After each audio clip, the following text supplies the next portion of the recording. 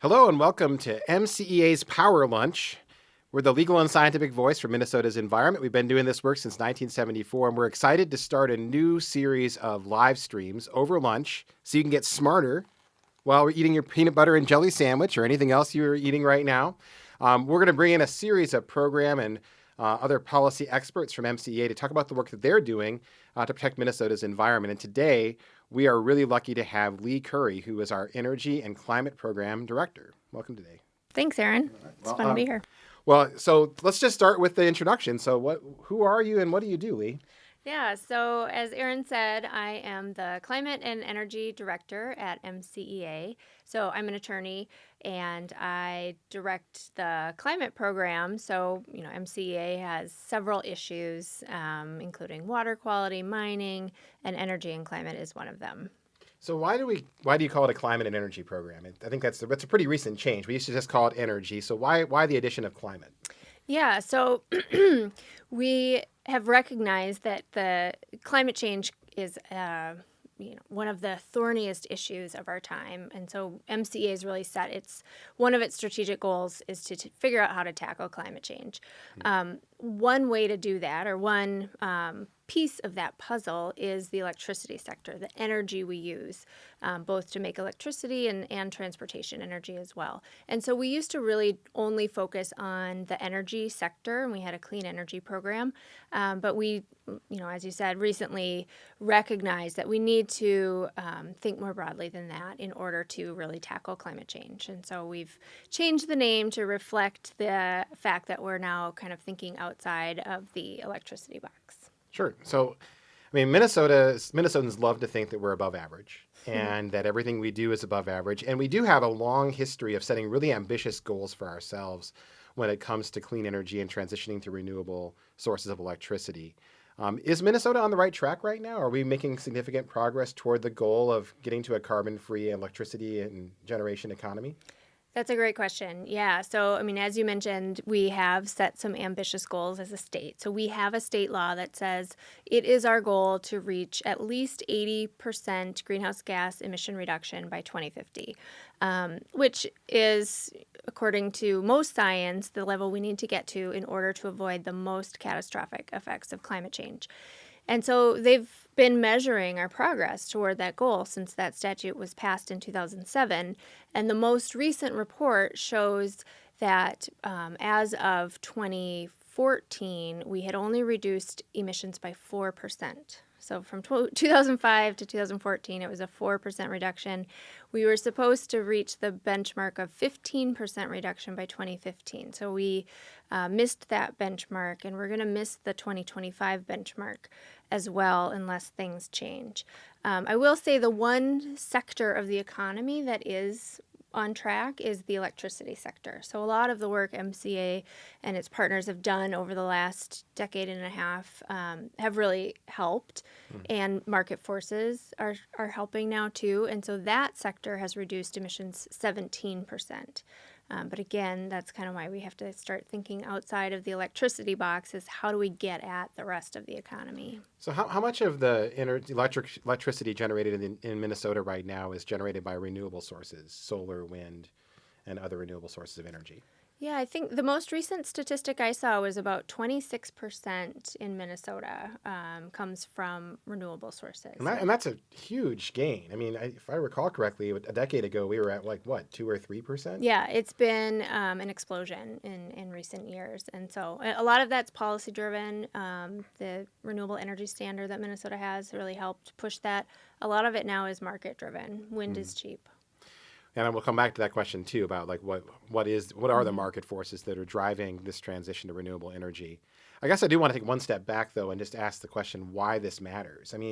One of the challenges of the climate change issue is that it feels at times like the actions that you take in Minnesota, no matter how significant, are just a drop in the bucket when it comes to the global picture of emissions. So what is at stake for Minnesota in terms of our own decisions about how we generate electricity and how we make a transition to a carbon-free economy?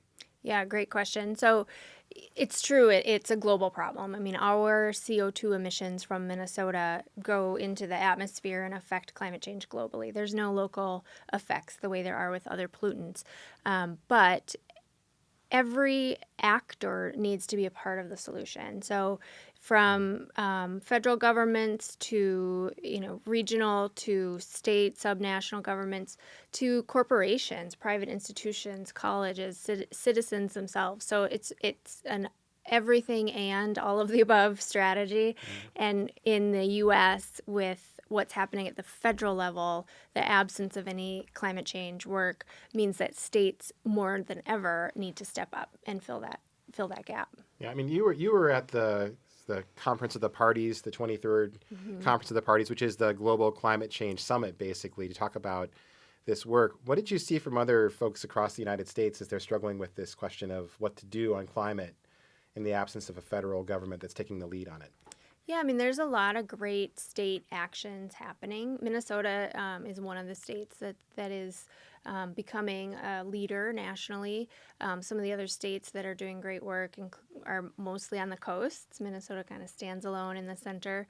And then it was really interesting to see what other countries are doing. I mean, to see what Europe is doing and banning diesel engines, by the early 2020s in some countries. It's pretty impressive. So it was inspiring to see what other states and countries are doing. And it's inspiring, but it's also kind of daunting too, because it goes to show what kind of work we have to do and what work we can do.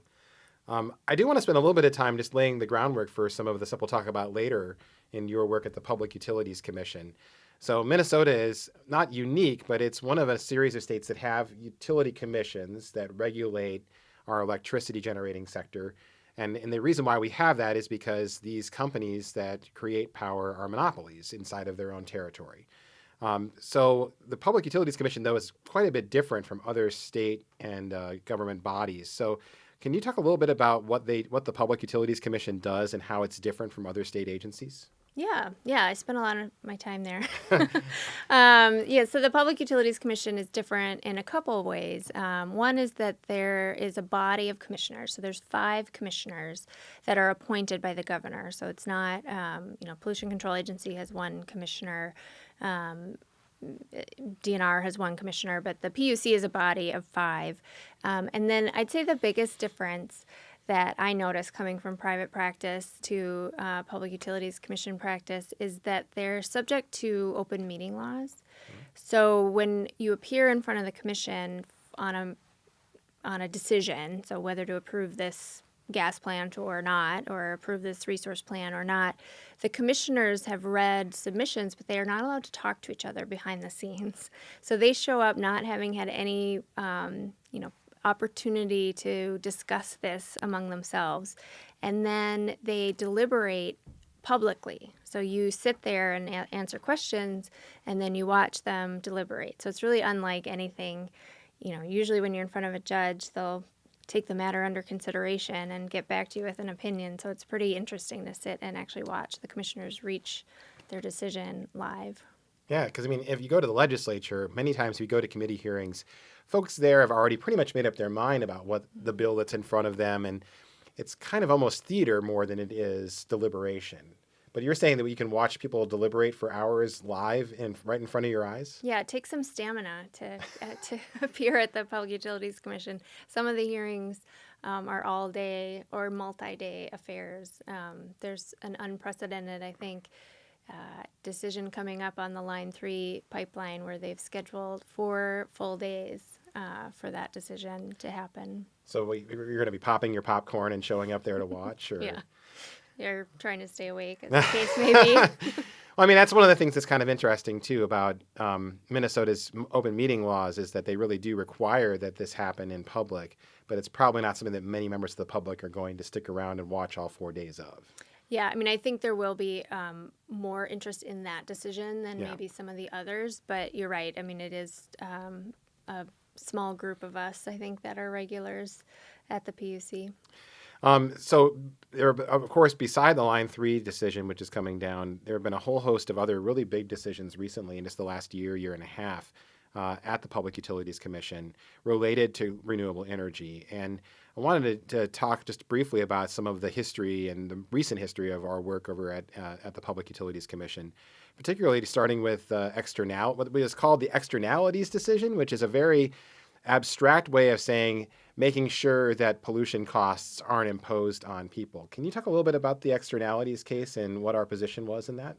Yeah, I'd love to. I started at MCEA about 4.5 years ago, and that was my first case that I was assigned. And we just got an opinion in January of this year. So it basically spans my career at MCEA. So there's a statute in Minnesota that was passed in 1993. So it was really, speaking of Minnesota being nation leading, this was definitely a leadership move back in the early 90s.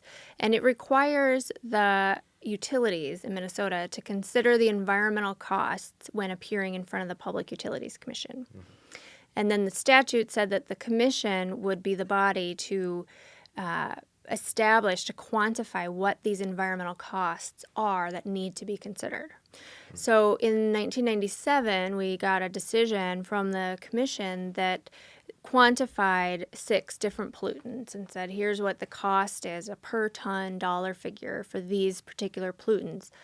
And they hadn't been updated since then. These are the same figures that were used for 20 years. So MCEA and a group of partner organizations petitioned in 2013 to update those costs. And one pollutant that is quantified is carbon dioxide.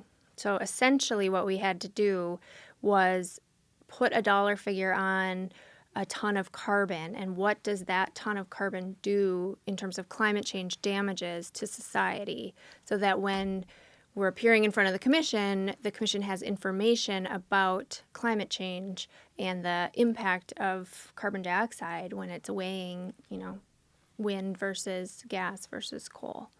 So it was a really interesting proceeding. So basically what they would have to do is, if they're presented with a proposal from a utility, it says we need to build a new power plant.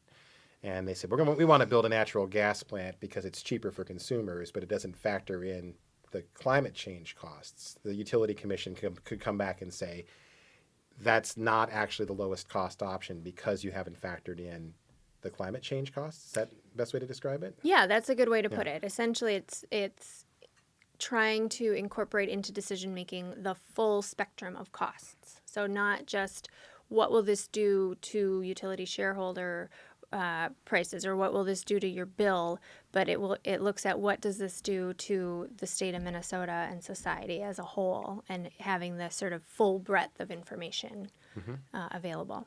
I mean, and that's kind of arcane, but at the same time, if we're making decisions that don't really account for the true cost of our actions, then we're imposing those costs on somebody else. That's right. I mean, it's sort of economics 101. So in a super geeky, back to college days, thinking about how do you correct this market failure, essentially, so that when a utility is selling this good, this electricity, it's incorporating all of the costs. So it's a fun, nerdy proceeding. Hey, look, at MCEA, we're nothing but we're fun nerds. Right, I think that's the idea. That's right. Fun nerds that do good things. And there's one other decision that I wanted to highlight before we move on to talking about what's coming up in the next year, which is the retirement of 2 of the largest coal-burning plants in Minnesota. That happened last year, I believe, or the plan was the decision to retire them was made last year. It was 2016, okay. I believe, was the decision. Yeah, so one of the main proceedings that MCEA gets involved in at the Public Utilities Commission are what's called resource plans. So every approximately 2 years, utilities have to file with the commission a plan for how they're going to generate electricity over the next 15 years. There's a long lead time for a lot of the decisions that utilities make about their systems, and so this 15-year time period is important.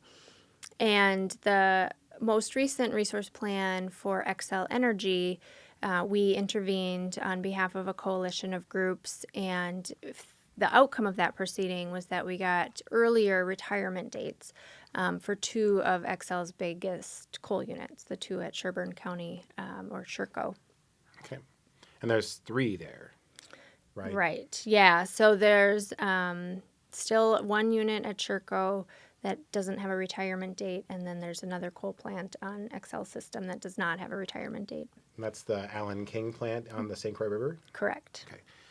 So upcoming this next year, I mean, let me just kind of lay the groundwork here. First of all, Excel is the biggest utility in the state, right? That's right. I mean, approximately what percentage of the electricity sold in the state does Excel sell? I think it's about 80%. I mean, for perspective, when we talk about the size of a system, we often talk about it in megawatts. And Excel's system, I wrote it down because I wasn't sure I'd remember. Excel's system is over 17,000 megawatts. Okay. And then the other sort of 3 big utilities are Great River Energy is 3,300.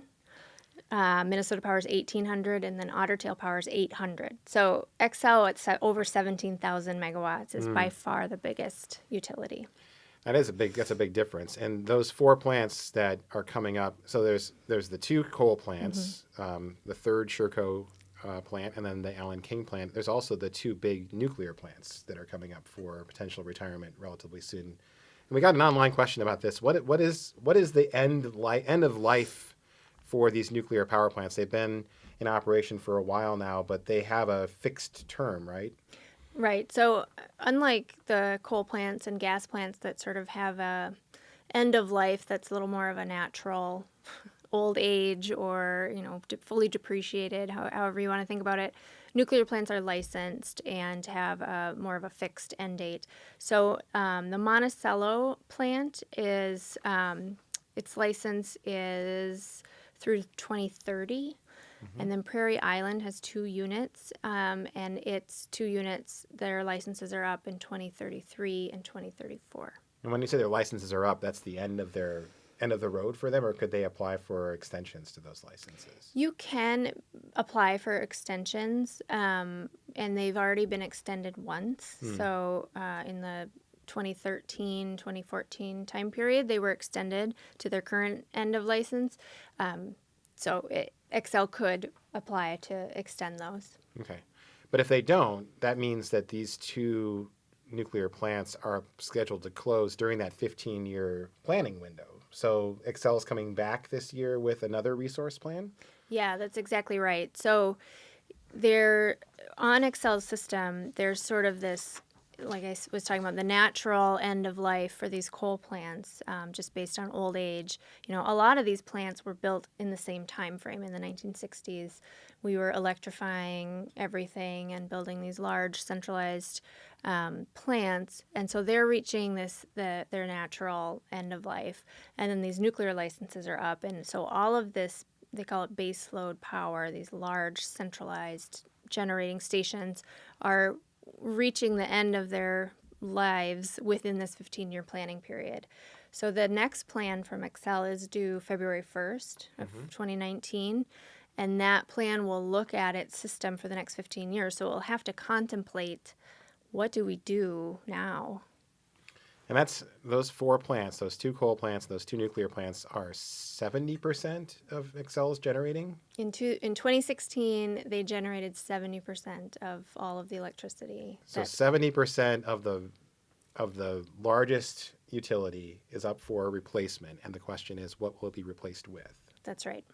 And so far, what has been Excel's approach to replacing retired plants? I mean, they've already gone through they're planning the retirement of the first 2 Sherco units. Are they moving in the direction of renewable energy already? And what can we do to help them see the value of it? Yeah, so a couple things. I mean, Excel has been a leader in terms of adding renewable energy to its system. So it recently announced that it wants to be 85% carbon-free by 2030. That's a huge goal, and we're excited to help them get there. The difficulty, I guess, in replacing all of these baseload plants is figuring out how to do it in a cost-effective, reliable, and also environmental way, right? And so that's why, we get into these proceedings and we really kind of look under the hood and see what they're proposing and see if it could be done in a lower carbon, but still just as cost-effective way. And the big, I guess, rush that we're trying to avoid now is replacing all of this with natural gas plants. I think that's sort of the path of least resistance at this point for the utilities, and we think that's a mistake. Well, and let's talk about one specific proposal, because outside of Excel, there's Minnesota Power. You've already mentioned them as a significant power provider in northern Minnesota. And they have proposed a natural gas power plant in Superior, Wisconsin, as a kind of cooperative arrangement with Dairyland Electrical Power in Wisconsin. But MCEA has been opposing this plan. Can you talk a little bit about why we oppose it and what work we're doing to try, what you think should be replacing power that's being lost from coal generating in the Minnesota power system? Yeah, so this was a petition that came up last summer. Minnesota Power asked the Public Utilities Commission to approve its purchase of a portion of this cooperatively owned and built plant in Superior. And so we intervened in that proceeding, again with a group of organizations to kick the tires and look under the hood and see, is this plant necessary and is it the right thing to add to Minnesota Power's system? And so Minnesota Power is claiming two reasons for this plant. One is the growth of its customers' needs over time, and the other is sort of balancing the renewable energy, the wind and solar that it's adding to its system. And so we filed expert testimony on those issues, and our experts found and testified that the forecast, so what the customers would need over this 15, 20-year time period, was lower than Minnesota Power was claiming, and that if you corrected some of the assumptions in the model, I'll try not to get too geeky, even though it's hard not to. If you corrected some of those assumptions in the model, that actually it was more cost effective to add wind and solar instead of the gas plant. And you mentioned earlier that market forces are driving some of this too. I mean, is wind and solar now the cheapest option just for the marketplace? Yeah, I mean, it depends. It's case specific always, right? And so it depends on what you're comparing it to. It gets harder when you're comparing it to some costs that have already been sunk. So if you've already built a coal plant in 1960 and totally paid it off, and you're talking about building a brand new solar array or wind farm, then you're not really comparing apples to apples. Right. But if you're talking about building a new fossil fuel plant or building a new wind farm, then yeah, wind is clearly the cheapest or one of the cheapest options, and solar's on its way there. So, and as you mentioned at the beginning of this, we've made a lot of progress in the electrical system and trying to move toward a carbon-free future, but we're also kind of stuck in the mud when it comes to making progress across the economy. And one big sector that we haven't talked about yet is the transportation sector. And so we had an online question asking how MCEA is involved in efforts to electrify transportation in Minnesota and across the Midwest. And I wonder if you could talk a little bit about that. Yeah, so transportation is kind of, in my opinion, the next big frontier. We have figured out how to decarbonize electricity. We just need the sort of political will and some of the tools to get there. We've also really figured out how to decarbonize transportation with electric vehicles. Assuming they're charged, if we continue to clean up the electricity system and they're being charged with greener and greener electricity, we have an answer there. But we need sort of the infrastructure and the political will to get there. And so MCEA has been working some at the Public Utilities Commission to make sure the rate structures are in place to incentivize people to charge their cars in the right way and with the right kinds of electricity. And we're working on how do we sort of embed climate change and carbon issues in the rest of the regulatory framework. So the charging infrastructure, too, is a big part of this. I think there's some money in the VW settlement as well. Have we been involved in that? Yeah, MCEA co-chairs the Clean Air Minnesota, which is a cooperative group with the Chamber of Commerce and businesses and the Pollution Control Agency. And we've talked a lot at that meeting about the VW settlement and how do we best use these funds. And we've submitted comments to the PCA about how to use those funds. And maximizing the use of that settlement money for EV infrastructure will be a big step. And that kind of gets me to the last question, which is a big think piece, which is what's next. I mean, Yeah. you've been really involved in kind of the nitty gritty of trying to help shape decisions that are going to, really set the base for our electrical generation. But what do you think the future holds for this? What are some trends that you're paying attention to that you think listeners might be interested in?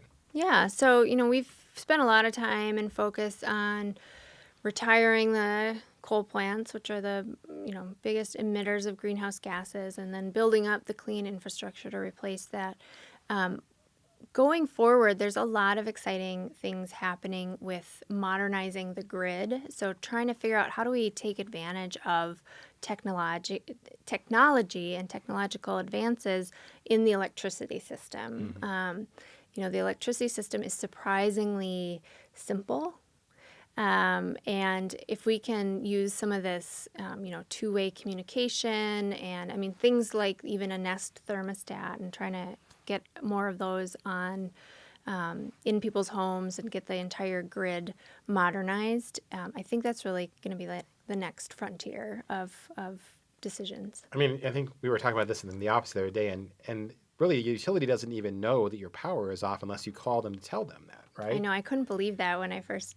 I mean, you just assume learned that with all this technology and computers that they would just know, there'd be a little red dot on the map and say, oh, there's a problem over here in Fridley or in White Bear Lake. But instead, they have to wait for you to call them to tell them that the power is not working. Yeah, and so there's a lot that could be done there, right? I mean, just knowing the power's out at your house would be one step in the right direction, but things like being able to control your energy usage from the utility side of things. So, there's programs in place where you can control your own energy usage to save money.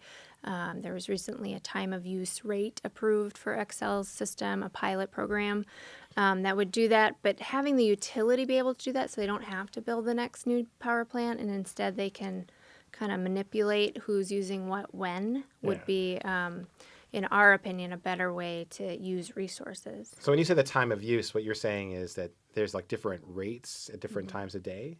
Yeah, so, when everyone gets home from work on the hottest day in August and flips on their air conditioning, that's when you hit what's called the peak. That's the peak usage. And so a time of use rate would make, if you did that, you'd have to pay more for that usage than if you waited and turned it on a little bit later so that we can kind of flatten out the peak and make the energy being used more consistent so we don't have to build, it's like building a 14-lane freeway for rush hour when 99% of the time you only need one lane. Yeah. And that makes a lot of sense too, because we've oftentimes talked about like base load and peak demand as if those things are just natural and they can't be modified.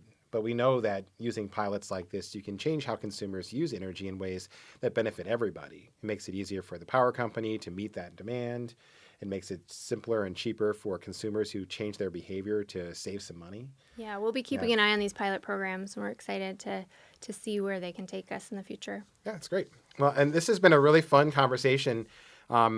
I guess one last question for you is what can people do? I mean, if people want to get involved, what can they do to learn more about these issues and get involved with the Public Utilities Commission and other places where energy decisions are made? Yeah, I mean, the Public Utilities Commission is wonky, but it is also, every docket has the opportunity, every docket case has the opportunity for the public to weigh in. So if you look online, they have a website called Speak Up. And if you care about how your electricity is made and what it's made from, then you can comment on a lot of these matters. And MCEA can help if you want to reach out. That's right. And that's where I come in, because my job as communications director is to help connect you with opportunities for public engagement. So when MCEA is involved in energy issues at the Public Utilities Commission, we communicate regularly with our members and supporters. And so I'd encourage you to go to our website. It's right in front of you, mncenter.org. And at the top, you can sign up for action alerts. And then we'll keep you informed by email about what opportunities are available for you to get involved in these decisions. And also, we make extensive use of social media. Obviously, you're watching us on Facebook, so welcome. You found us here, so you know how to find us on Facebook. We're also on Twitter and on Instagram. And on all those platforms, we're under MCEA 1974, the year that we were founded.